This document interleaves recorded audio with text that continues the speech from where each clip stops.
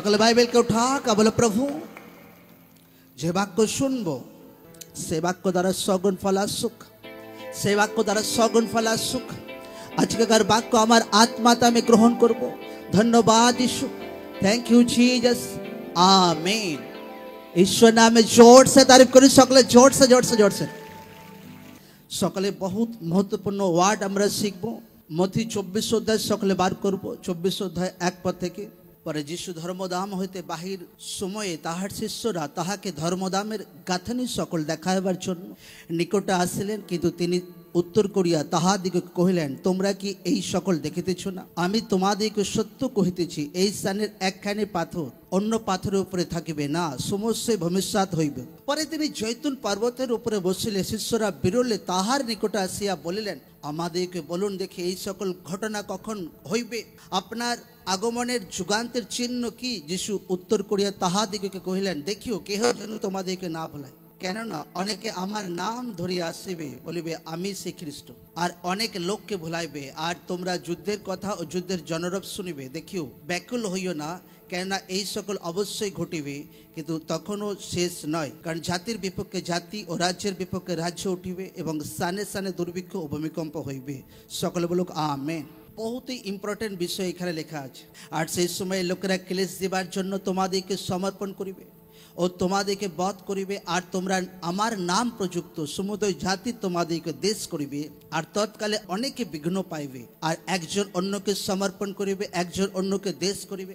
আর অনেক ভক্ত ভাববাদী উঠিয়া অনেককে ভুলাইবে, আর অধর্মের বৃদ্ধি হওয়াতে অধিকাংশ লোকের প্রেম শীতল হইয়া যাইবে। কিন্তু যে কেহ শেষ পর্যন্ত স্থির থাকিবে সে পরিত্রাণ পাইবে। আর সর্বজাতির কাছে সাক্ষ্য দেবার নিমিত্ত রাজ্যের এই সুসমাচার সমুদয় জগতে প্রচার করা যাইবে, আর তখনই শেষ উপস্থিত হইবে। সকলে বলুক আমেন, আমেন। ঈশ্বর নামে জোর সে তারিফ করি, সকলে জোর সে হালেলুয়া, জয় যিশু। এখানে বহুত হি ইম্পর্টেন্ট বিষয় ঈশ্বর প্রভু যিশু তার শিষ্যদেরকে বলছিলেন। যখন ধর্মধাম মন্দির থেকে প্রভু যিশু বেরিয়ে যাচ্ছিলেন, আর লোকরা যখন তাকে দেখাচ্ছে, কোনো জায়গাতে লেখা আছে যে প্রভু দেখুন কত সুন্দর পাথর একটার পর একটা গাঁথনি করা আছে। যীশু খ্রিস্ট বলছে এই একটার পর একটা কোনো পাথর থাকবে না। কারণ যদি প্রভু যীশু খ্রিস্ট মরে বেঁচে ওঠার পর যদি স্টাডি করি, হিস্ট্রি বলছে সেই ধর্মধামকে নষ্ট করা হয়েছিল, সেই সমস্ত লোকদের উপর টর্চার করা হয়েছিল যারা প্রভু যিশুর উপর টর্চার করেছিল। তো সেই পানিশমেন্ট তাদের উপর নেমে এসেছিল। কিন্তু প্রভু যীশু খ্রিস্ট তাদেরকে একটা জিনিস বলতে চাইছিলেন যে তার দ্বিতীয় আগমনের টাইমে যুগান্তের চিহ্ন কি? প্রভু যিশু এই দুনিয়াতে যে আসবেন তাদেরকে অনেকবার প্রভু যিশু বলেছেন যে আমার সেকেন্ড কামিং হবে, আমার দ্বিতীয় আগমন হবে। শিষ্যরা প্রভু যিশুকে বলছেন যে আপনার সেকেন্ড কামিং, আপনার দ্বিতীয়বার এই দুনিয়াতে আগমনের টাইম কি? যারা জানে না বাক্য তাদেরকে বলে দিচ্ছে, প্রভু যিশু ফার্স্ট টাইম এই দুনিয়াতে এসেছিলেন উদ্ধারের রাস্তাকে আমাদেরকে দেখিয়ে দেওয়ার জন্য। বাইবেল বলছে সেকেন্ড টাইম এই দুনিয়াতে প্রভু যিশু আবার আসবেন আকাশপথে তার দূতের সহিত তুরি বাজে। কিসের জন্য? তার মনোনীত ব্যক্তিকে নিয়ে যাওয়ার জন্য। যে ব্যক্তি প্রভুকে নিজের জীবনে উদ্ধার করতে হিসেবে স্বীকার করেছে, বাক্য বলছে সারে ব্যক্তিকে ঈশ্বর একট্টা করবেন, আল্লাহর জন্য বিচার হবে। যে ব্যক্তি উদ্ধারকে গ্রহণ করেছেন যে জীবনে, সে স্বর্গে এন্টার করবে। যে উদ্ধারকে নিজের জীবনে গ্রহণ করেনি তাকে নরকে ঠেলে দেওয়া হবে। ঈশ্বরের বাক্যতে সাফ সাফ লেখা আছে, আমেন। এ আমি বলছি না, ঈশ্বরের বাক্যতে সাফ সাফ লেখা আছে বাইবেলে। তো লোকরা বলছে আচ্ছা প্রভু এগুলো ঘটবে, আপনি দুনিয়াতে আসবেন, আপনার দ্বিতীয় আগমন হবে, আপনি সারে পবিত্র লোকদেরকে একট্টা করবেন, স্বর্গে নিয়ে যাবেন, এটা টাইম কি? যীশু খ্রিস্ট বলছে যখন আমার আসার টাইম হবে তো দেখবে যে কি হবে। এখানে 5 পদ থেকে লেখা আছে, কেননা অনেকে আমার নাম ধরিয়া আসবে, বলবে আমি সে খ্রিস্ট, অনেক লোককে ভুলাইবে। বলছে আমি সে উদ্ধারকর্তা, আমি তোমাকে উদ্ধার দিতে পারি। তো এইরকম রং পার্সন উঠবে দুনিয়াতে। তোমরা যুদ্ধের কথা শুনবে, যুদ্ধের জনরব শুনবে। দেখিও ব্যাকুল হইও না, কেন এই সকল অবশ্যই ঘটবে, কিন্তু যখন শেষ, এইগুলো শেষ নয়। কারণ জাতির বিপক্ষে জাতি ও রাজ্যের বিপক্ষে রাজ্য উঠবে, এবং স্থানে স্থানে দুর্ভিক্ষ ও ভূমিকম্প হইবে। সকলে বলুক আমেন। আজকে যে পরিস্থিতি দুনিয়াতে দেখছি, আর শুধু ইন্ডিয়ার আর পড়োশী দেশের বিষয় নয়, আমরা কয়েক টাইম ধরে দেখে আসছি এই যুদ্ধের জনরব ভাই গোটা দুনিয়া জুড়ে একদম মহলই অন্যরকম হয়ে আছে। আমরা বিগত টাইমে রাশিয়া ইউক্রেনের যুদ্ধকে দেখেছি, আমরা দেখেছি ইসরায়েলের সঙ্গে গাজার, তো মহলই আলাদা রকম চলছে।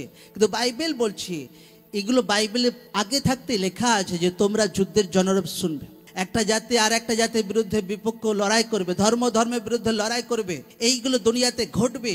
যখন এইগুলো দুনিয়াতে ঘটবে তো বুঝে নাও যে আমার দুনিয়াতে আসার টাইম হয়ে গেছে একদম। আমেন।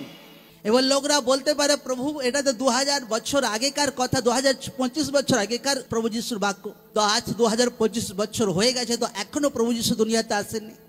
প্রভু যিশুর হাতে আপনার মতো ঘড়ি নেই। আচ্ছা এখন ভাই কটা বাজছে? হ্যাঁ এখন বাজছে 11:56।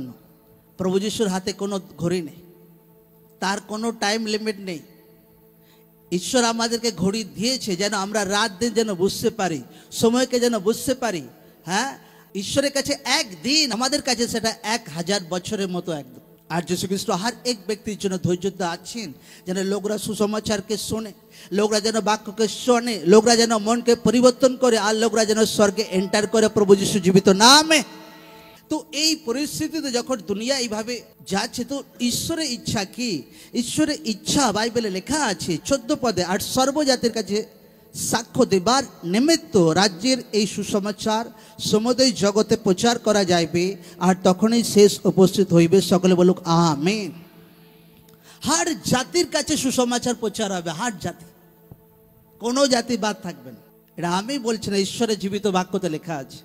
আজ হার জায়গাতে ঈশ্বরের সুসমাচার প্রচার হচ্ছে। আজ থেকে 2025 বছর আগে যীশু খ্রিস্ট নিজের মুখ দ্বারা বলেছিল, এই জন্য বাক্যতে লেখা আছে যে প্রভু যীশু নিজে বলেছেন যে আমার মুখ থেকে বেরোনো কোনো বাক্য কোনোদিন টলবে না, একদম আকাশ পৃথিবী টলবে, ঈশ্বরের বাক্য কোনোদিন টলবে না। আজ হার জায়গাতে ঈশ্বরের বাক্য সুসমাচার প্রচার হচ্ছে। ও যেখানে সুসমাচার কোনোদিন প্রচার করার নয়, আরব কান্ট্রিতে, উত্তর কোরিয়াতে, সেই জায়গাগুলোতে সুসমাচার প্রচার হচ্ছে। সেই জায়গাগুলোতে লোকরা প্রভুকে উদ্ধার করতে হিসাবে গ্রহণ করছে। আর এটা এই টাইমে ঈশ্বরের ইচ্ছা যেন সুসমাচার প্রচার হোক। কি প্রচার হোক? জোরসে বলে কি প্রচার হোক? কি প্রচার হোক? এবার লোকরা বলে প্রভু এখন আবার কি করে সুসমাচার প্রচার হতে পারে? ওদিক থেকে তো ভাই ড্রোন পড়ছে, ওই থেকে তো মিসাইল পড়ছে, এখন আবার কি করে সুসমাচার প্রচার হতে পারে?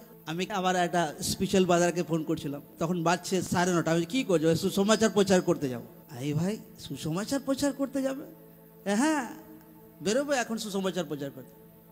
হ্যাঁ তোমাদের দিকে তো ভাই মিসাইল পড়ছে, ড্রোন পড়ছে। বলছে ভাই ও পড়ছে, যার পরা পড়ছে, ভাই সুসমাচার কোনোদিন বন্ধ হবে না। প্রভু যিশু জীবিত নাম। আমেন। হয়রান আমি রিয়েল বলছি, এরকম বিশ্বাস দুনিয়াতে কোথাও পাবে না। আমি বলে দিচ্ছি পাঞ্জাবের মতো বিশ্বাস।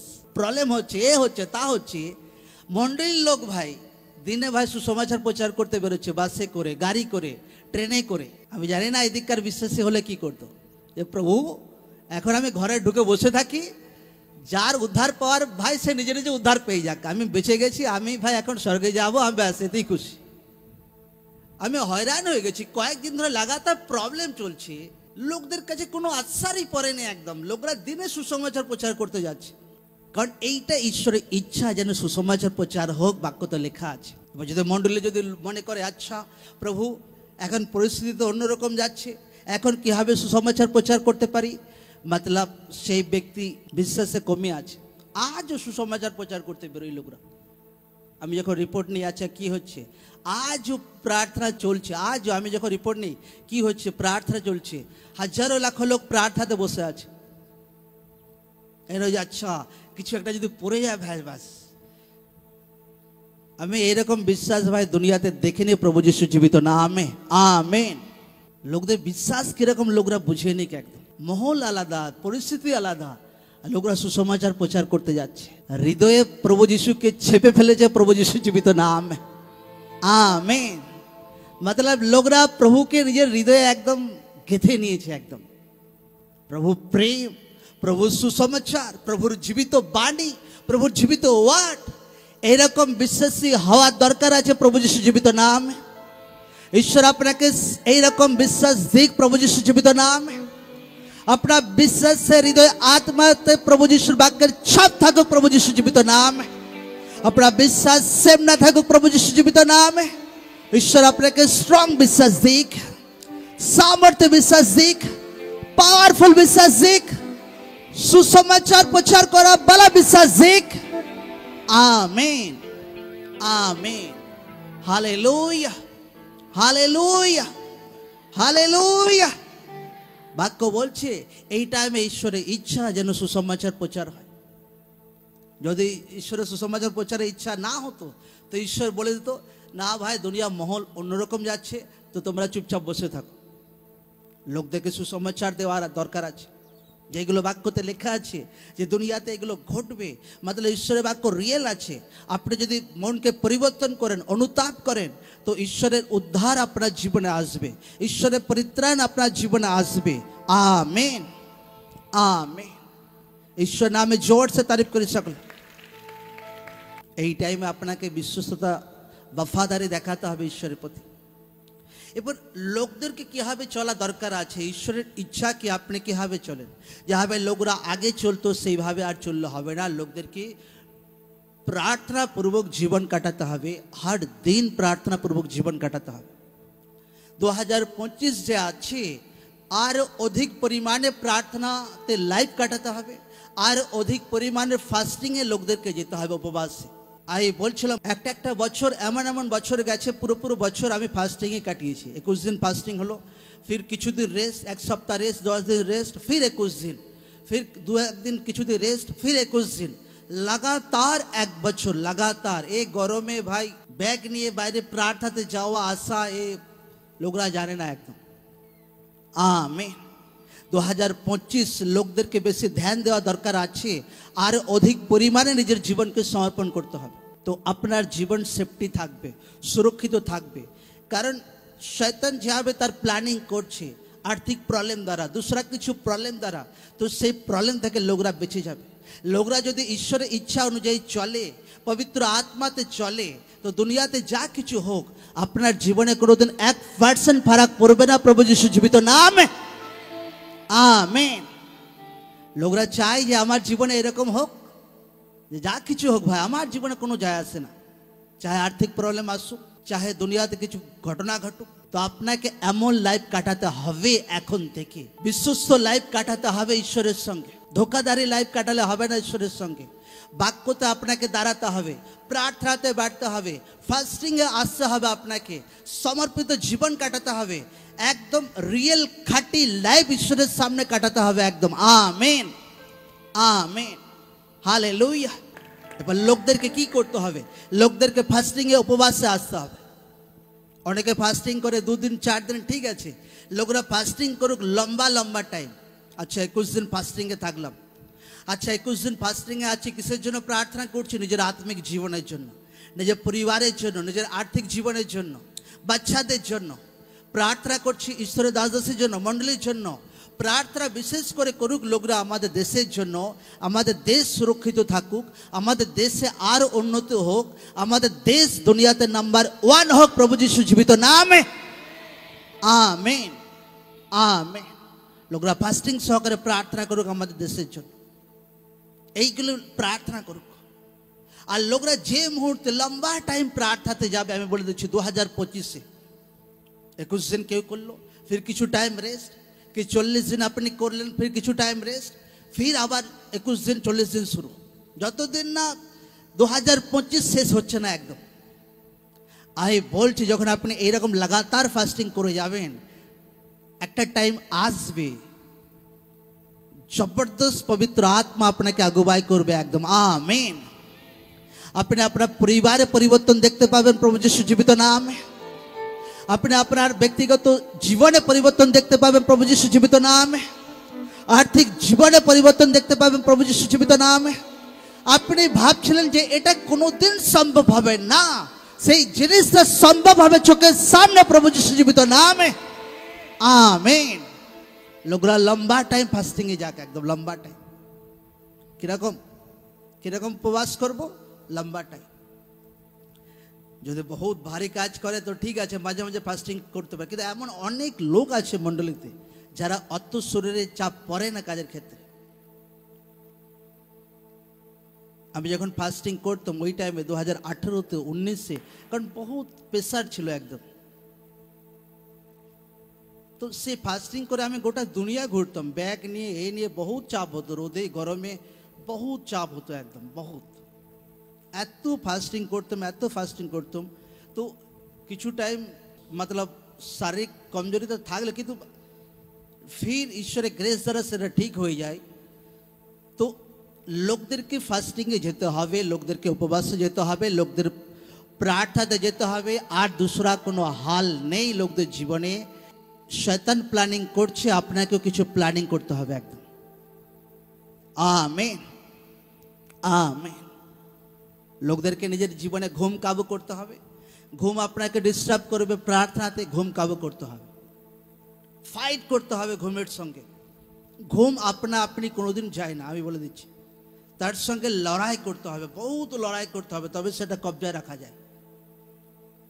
চলো ঘুম আসছে, চলো ঘুমিয়ে পড়লাম, কোনোদিন আমি বলছি আপনি আপনার বয়স 70 হয়ে যাবে, 80 হয়ে যাবে, কোনোদিন প্রার্থনা লাইফে সেই কবজা আপনি আনতে পারবে। কিন্তু যখন ফাইট করবে না, আমাকে জেগে উঠতে হবে, প্রার্থনাতে বসতে হবে, ফাইট করতে হবে, লড়াই করতে হবে, এটা ভাই ঘুম কাটাতে হবে। নচেত আমার পরিবার ভাই সেই লেভেলে আশীর্বাদ দেখতে পাবে না, সেই ব্লেসিং দেখতে পাবে না। তো লোকদের এইভাবে আত্মাতে ফাইট করতে হবে, এইভাবে লোকরা প্রার্থনা ফাস্টিংয়ে উপবাসে যাক। আমেন। এবার লোকদেরকে কি করতে হবে? হার পরিবারে এমন একটা ব্যক্তি ঈশ্বর দাঁড় করায় যে ব্যক্তি একটু আত্মিক জিনিসটা বেশি বোঝে। হতে পারে পরিবারে দুজনে থাকতে পারে এমন ব্যক্তি, যে ব্যক্তি প্রার্থনা জিনিসটা একটু বেশি বোঝে, যে ব্যক্তি ঈশ্বরের বিষয়টা বেশি বোঝে, এমন ব্যক্তিকে নিজের পরিবারের পর বোঝ ওঠাতে হবে। যে চলো আচ্ছা, আজকে আমার বাচ্চারা প্রার্থনা করেছে কিনা, তো আমার বাচ্চাকে ধাক্কা দিয়ে প্রার্থনা করাবো। আচ্ছা, আমার স্বামী প্রার্থনা করেছে কিনা, আমার স্বামীকে ধাক্কা দিয়ে প্রার্থনা করাবো। আচ্ছা, আমার ওয়াইফ প্রার্থনা করেছে কিনা, আমার ওয়াইফকে ধাক্কা দিয়ে প্রার্থনা করাবো। যে পরিবারে এমন গার্জেন যারা আত্মিকভাবে গার্জেন আছে, তাদেরকে এরপর থেকে বোঝ ওঠাতে হবে একদম, বহুত একদম। এবার পরিবারে এমন কোনো ব্যক্তি, যদি ঈশ্বর আপনাকে আত্মাতে একটু ম্যাচিওর বানিয়েছে, আপনাকে এরপর ঢিলা ঢালা দেওয়া হবে না, কারণ আপনি ঢিলা দেবেন তো আপনার বাকি পরিবার পুরো ঢিলা হয়ে যাবে একদম। আমেন।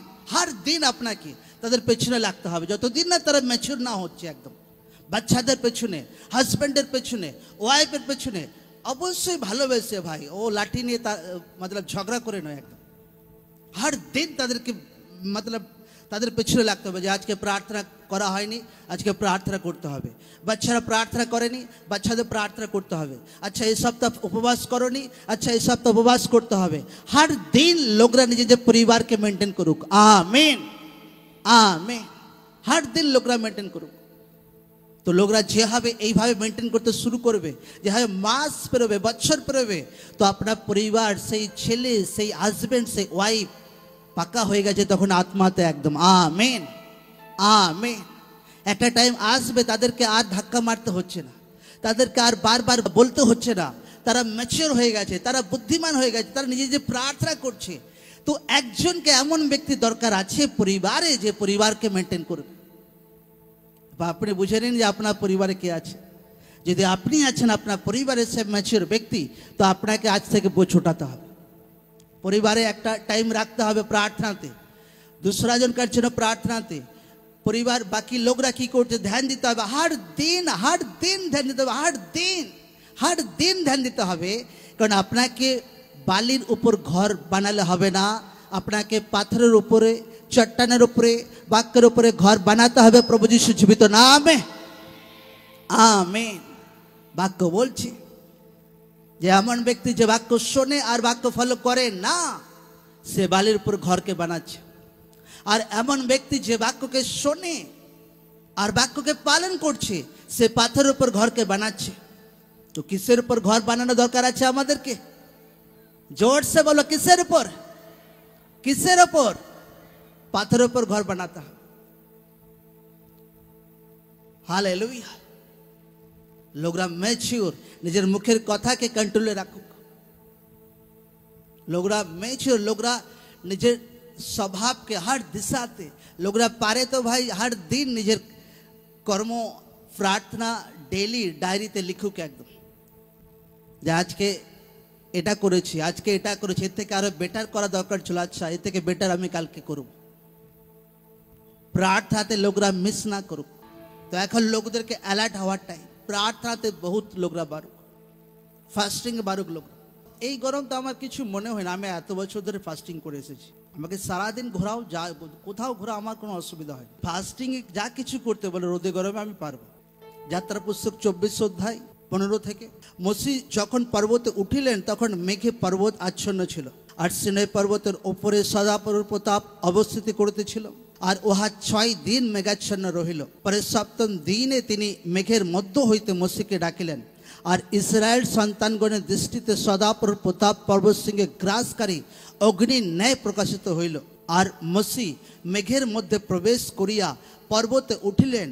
মসি 40 দিবারাত্র সেই পর্বতে অবস্থিতি করিলেন। সকলে বলুক আমেন।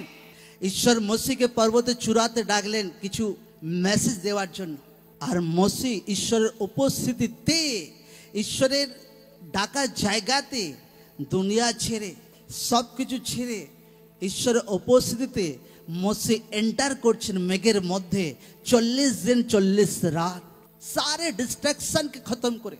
आज लोकদেরকে ডিস্ট্রাকশন খতম করতে হবে। যদি টিভিতে লোকদের ডিস্টার্ব হয়, লোকরা টিভি খতম করুক ভাই, সাইডে রেখে দিক।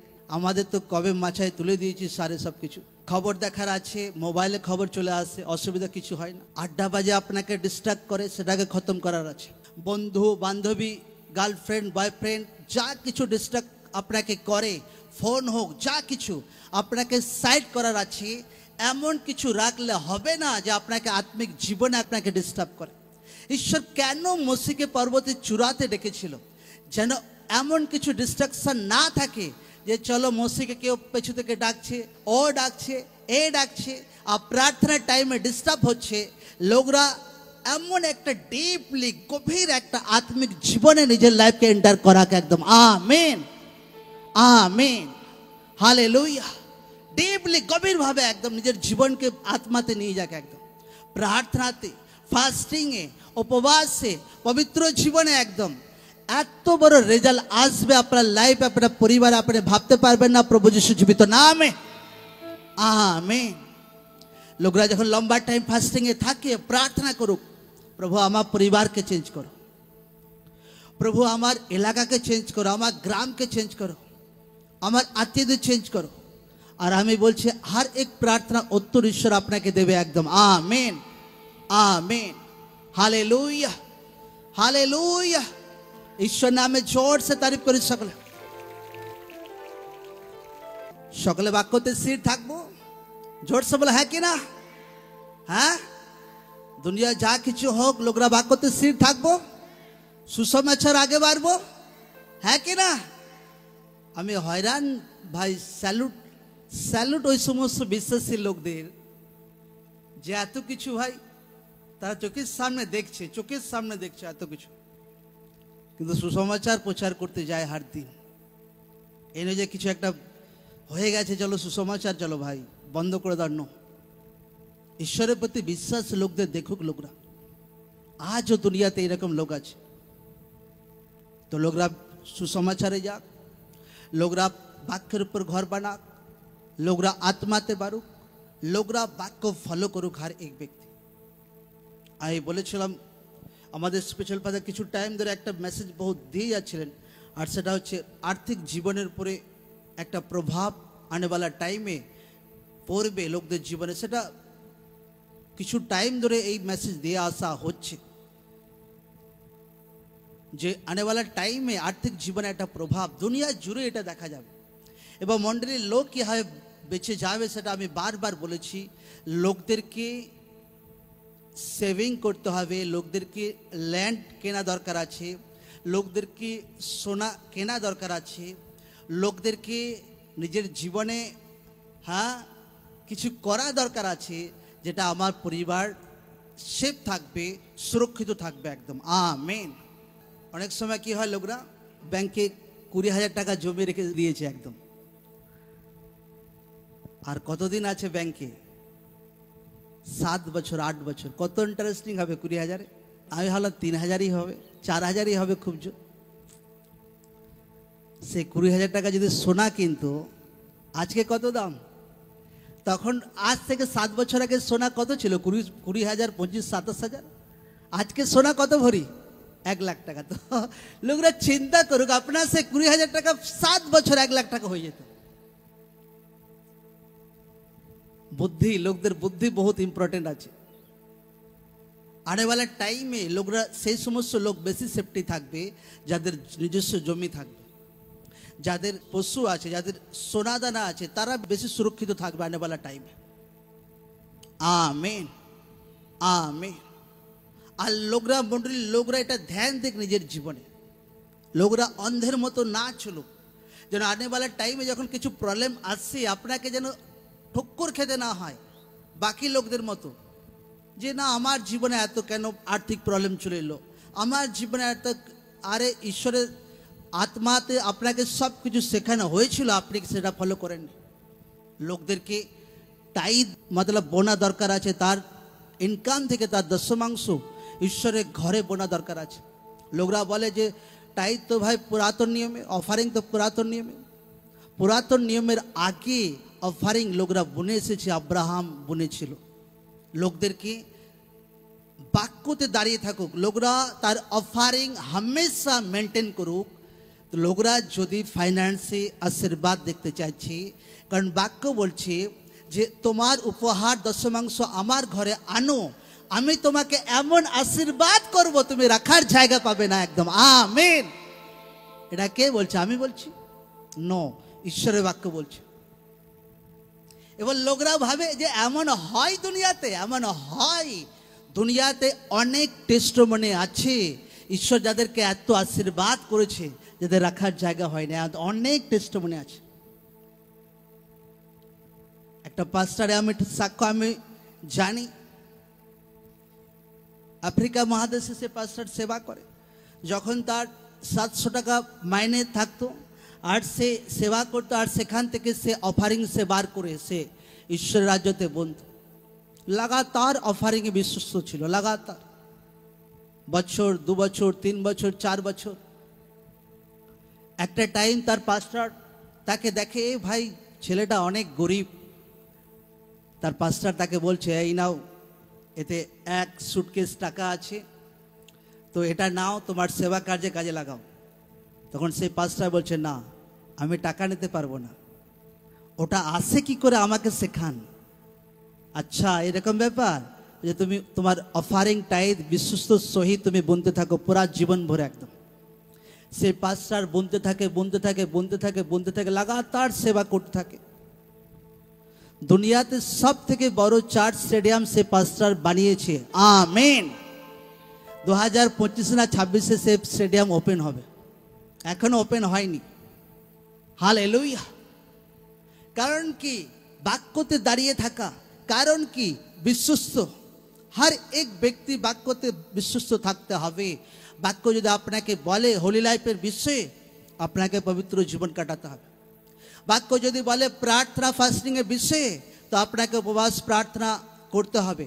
বাক্য যদি বলে আপনাকে বিশ্বাস আর আশা জাগিয়ে রাখতে হবে, তো আপনাকে জাগিয়ে রাখতে হবে। বাক্য যদি বলে দশমাংশ বোনা দরকার আছে, তো দশমাংশ বোনা দরকার আছে। আজ 80% লোক ঠিকঠাক দশমাংশ ঈশ্বরের ঘরে বোনে না। अच्छा এই মাসে বোনা হলো, फिर 6 মাস ছুটি। अच्छा এই মাসে বোনা হলো, फिर 2 মাস ছুটি। কোনো ঠিক ঠিকানা নেই কবে দশমাংশ ঠিকঠাক বনে, কবে ঠিকঠাক বনে না, কোনো গ্যারান্টি নেই। বাইবেল বলছে যে আগে তোমার দশমাংশের দ্রব্যাংশ অ্যাডভান্স আগাম, তোমার শস্যে যা কিছু ঈশ্বর তোমাকে আশীর্বাদ করে, আগে অ্যাডভান্স, আগে আগাম, আগে ঈশ্বরের ঘরে বনো ভাই। তো ঈশ্বর তোমাকে আশীর্বাদ করবেন। ঈশ্বর তোমার গোলা ঘর, তোমার ফসল, তোমার চাষবাস সব কিছু আশীর্বাদ করবেন। কিন্তু আজ লোকদের অ্যাডভান্স, লোকরা ঈশ্বর রাজ্যে বলতে পারে না। অ্যাডভান্স বহুত মুশকিল আছে। আজ যদি কোনো ব্যক্তি চাকরির জন্য ছুটছে, আর যদি ঈশ্বর তাকে আশীর্বাদ করে, যদি ফার্স্ট যদি স্যালারি আসে, তো তার বুক ভাই ধুকপুক ধুকপুক করবে। আমি রিয়েল সচ্চা বলে দিচ্ছি একদম, কারণ আমি ঈশ্বরের দাস আছে, আমি জানি। মুখে বলা প্রেম করি আর কাজ করে দেখায় না প্রেম করি, অত আসান নয়। আমি আমার জীবনে যতটা পেরেছি ভাই সচ্চা ঈশ্বরকে প্রেম দিয়েছি আমার জীবনে। Amen, amen. ঈশ্বর নামে জোর সে তারিফ করি সকলে।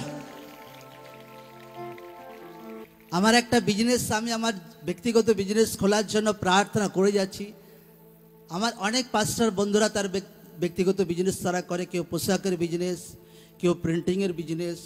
তো আমি আমার কিছু পার্সোনাল বিজনেস, পাস্টারদের বিজনেস করা দরকার আছে কিছু, যেন পাস্টাররা যেন মণ্ডলীর উপর ডিপেন্ড যেন না হয়। তো আমি প্রার্থনা করে আছি, প্রভু আমাকে কিছু একটা বিজনেস করতে যাচ্ছে, পোশাকের হোক, প্রিন্টিং মেশিনের হোক, কিছু একটা বিজনেস করতে যাচ্ছে। আমার রাস্তা ওপেন করো, রাস্তা ওপেন করো, রাস্তা ওপেন করো, রাস্তা ওপেন করো। যদি ঈশ্বর আমাকে আশীর্বাদ করে যে 1 লাখ টাকার সহিত, তো আমি আগে ভাবি আচ্ছা মণ্ডলীর ভাই এই কাজ বাকি আছে, চলো 1 লাখ টাকা দিয়ে দাও। নিজের মতলব কিছু দরকার আছে, সব কিছু দুদিকেই মেনটেন করতে হবে, ঈশ্বরের কাজও মেনটেন করতে হবে। বাইবেল বলছে পৌলের সে নিজের বিজনেস ছিল, সাধু পৌলের তার নিজের বিজনেস করতো আর ঈশ্বরের সেবা করতো। পাস্টাররাও এরকম করতে পারে। হালেলুয়া। আমরা কখনো মণ্ডলীর অফারিং কি কখনো পার্সোনাল জীবনে রং তরিকাতে ইউজ করিনি, কখনো না। আজও ভাই আমার অ্যাকাউন্ট হামেশা জিরো থাকে। আমি প্রার্থনা লাগাতার করে চলেছি, প্রভু আমাকে কিছু একটা বিজনেস করতে চাইছি, এই বিজনেসের জন্য রাস্তা ওপেন করো, এই বিজনেসের জন্য রাস্তা ওপেন করো। কিন্তু 1 সেকেন্ড লাগবে আমার সেই বিজনেস ওপেন করতে, কিন্তু সচ্চা জীবন চলে লম্বা টাইম পর্যন্ত আমি শিখেছি, আর নকলি জীবন চলে একবেলা। Amen, amen. রিয়েল লাইফ চলে লম্বা টাইম একদম, কিন্তু নকলি জীবন চলে মতলব একবেলা। আমি ওয়েট করে আছি ঈশ্বর আমাকে ব্যক্তিগত জীবনে কবে আশীর্বাদ করবে। এই নয় যে মণ্ডলীর পয়সা উঠিয়ে নিজের বিজনেস শুরু করে দিলাম, নো। ওই মাইন্ড আমার শুরু থেকেই নেই। তো এখন তো ঈশ্বর আরও বহুত আলাদা রকম স্পিরিট দিয়ে দিয়েছে একদম। নচেত তো কবেই ভাই নিজের বিজনেস হয়ে যেত, কবেই নিজের বিল্ডিং হয়ে যেত, কবেই নিজের কি না কি হয়ে যেত একদম। হালেলুয়া, জয় যিশু। পাস্টারদের বাফাদারি থাকতে হবে, বিশ্বস্ত থাকতে হবে। আমার ওয়াইফ, ঈশ্বর কিছু গ্রেস দেয়, কিছু প্ল্যানিং করে, তো স্টল খুলেছে আমার ওয়াইফ। ঈশ্বর নামে জোর সে তারিফ করি সকলে।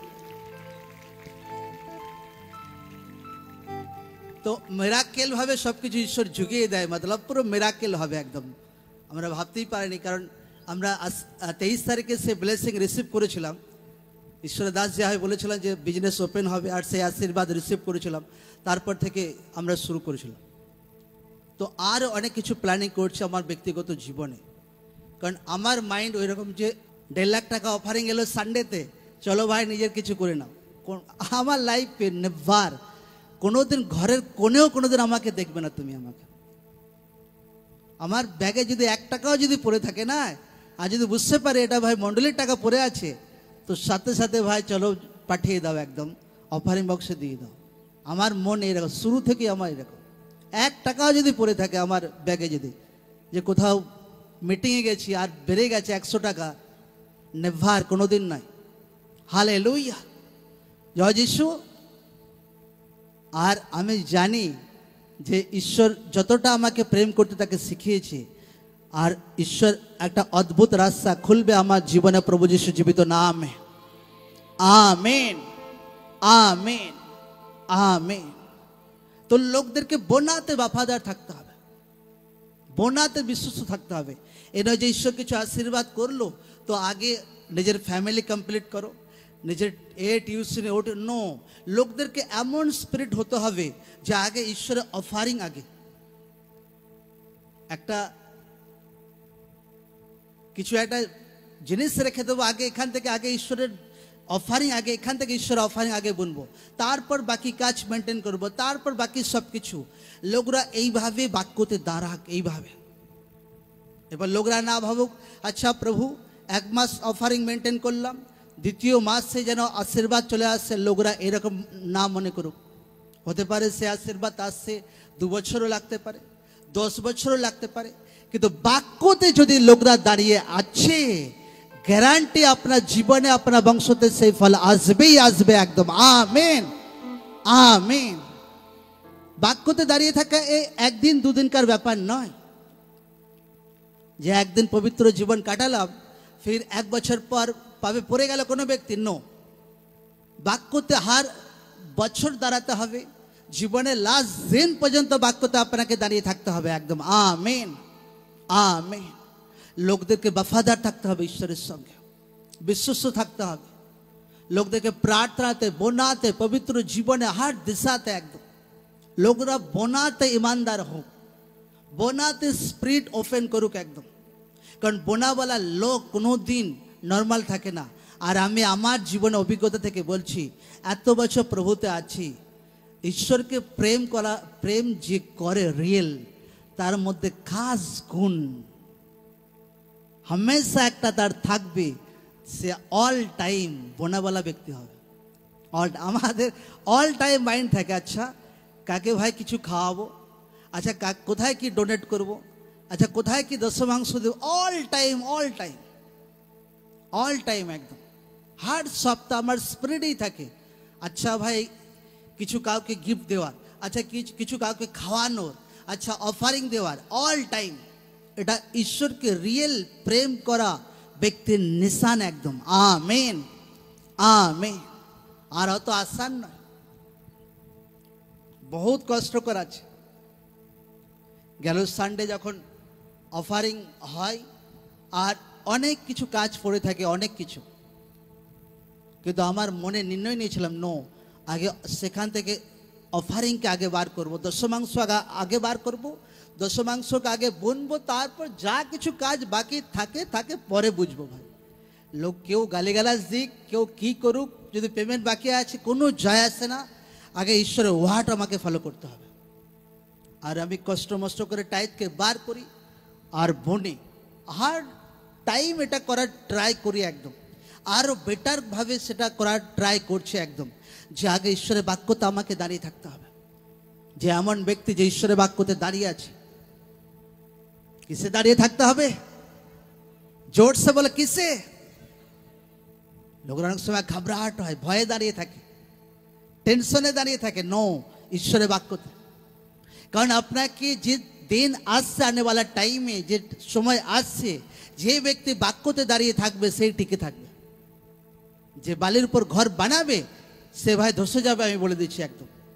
তো কেন জেনে শুনে আমি বালির উপর ঘর বানাবো? আমার লাইফ, আমার জীবনকে কেন কমজোর জায়গাতে বানিয়ে রাখবো? স্ট্রং ভাবে বিশ্বাসে বাক্যতে দাঁড়িয়ে থাকবো, বিশ্বাসে, প্রার্থনাতে, উপবাস জীবনে, বোনাতে, হার দিশাতে একদম। Amen, amen. পরিবারে যারা আত্মাতে গার্জেন আছে তারা পরিবারকে মেনটেন করুক। কি আত্মাতে যারা গার্জেন আছে পরিবারকে মেনটেন করবো? জোর সে বলো হ্যাঁ কি না? আজ আমি হয়রান হয়ে যাই, পরিবারে কোনো লোক যদি প্রার্থনা না আসে তো বাকি লোক কিছুই বলে না তাকে। আমি হয়রান হয়ে যাই, বাকি লোক কিছুই বলে না তাকে, কোনো গায়ে লাগে না, কোনো কিছু লাগে না। যদি প্রভুকে না জানে সেটা আলাদা ব্যাপার, কিন্তু যে প্রভুকে জানে এমন ব্যক্তি আজ সে প্রার্থনায় আসে না, তুমি কিছুই বলো না তাকে। হালেলুয়া। আমার তো মনে হয় ভাই ছাড়তাম না একদম এমন ব্যক্তিকে, একদম যে প্রার্থনা আগে দরকার আছে একদম। Hallelujah, amen, amen. রাত দিন এক করে দিতাম যতক্ষণ না সে প্রার্থনা না বসবে মণ্ডলীতে এসে একদম। চাই যা কিছু করতে হয়, যা ফাস্টিং করতে হয়, প্রার্থনা করতে হয়, তার সঙ্গে যদি ভাই তর্ক করতে হয়, যা করা করব, কিন্তু তাকে প্রভুতে বসেই রাখবো, প্রভু যিশু জীবিত নামে। আমেন। বলে প্রভু আমাকে বাক্যতে স্থির থাকতে সাহায্য করো, কারণ আনেওয়ালা টাইম জয় বাক্য থেকে শুনছিলাম আলাদা রকম আছে। আর সেই ব্যক্তি টিকে থাকবে যে ঈশ্বরের বাক্যতে দাঁড়িয়ে আছে, যে সুসমাচারে নিজের জীবনকে দিয়েছে, যে বোনাতে আছে, প্রার্থনাতে আছে, সেবাতে আছে। থ্যাংক ইউ জিসাস, ধন্যবাদ যিশু। এটা নিশান, এটা প্রুফ আপনি ঈশ্বরের বাক্যতে দাঁড়িয়ে থাকবেন স্ট্রংলি প্রভু যিশুর নামে। একদম শক্তপোক্ত হবে ঈশ্বরের বাক্যতে আপনি দাঁড়িয়ে থাকবেন, আপনার বিশ্বাস বহুত স্ট্রং হবে প্রভু যিশু জীবিত নামে। আপনার বিশ্বাস আশা बहुत स्ट्रांग হবে প্রেম बहुत स्ट्रांग হবে ঈশ্বরের প্রতি আপনি নরমাল ব্যক্তি নন আপনি অসাধারণ ব্যক্তি আছেন প্রভু যিশু জীবিত নামে ঈশ্বর আপনাকে গ্রেস দিক আজকে প্রার্থনা দ্বারা ঈশ্বর আপনাকে গ্রেস দিক আজকে মাস প্রার্থনা রিসিভ করা দ্বারা ঈশ্বর আপনাকে অনুগ্রহ দিক আজকে যখন প্রার্থনাকে রিসিভ করছেন লাইফ সেম না থাকুক আজকে আপনার লাইফ প্রভু যিশুর নামে আপনার জীবন সেম না থাকুক প্রভু যিশুর নামে আপনার পরিবার সেম না থাকুক প্রভু যিশুর নামে আপনার বিশ্বাস সেম না থাকুক থ্যাংক ইউ জিসাস ধন্যবাদ যিশু ধন্যবাদ যিশু ধন্যবাদ যিশু ধন্যবাদ যিশু ধন্যবাদ যিশু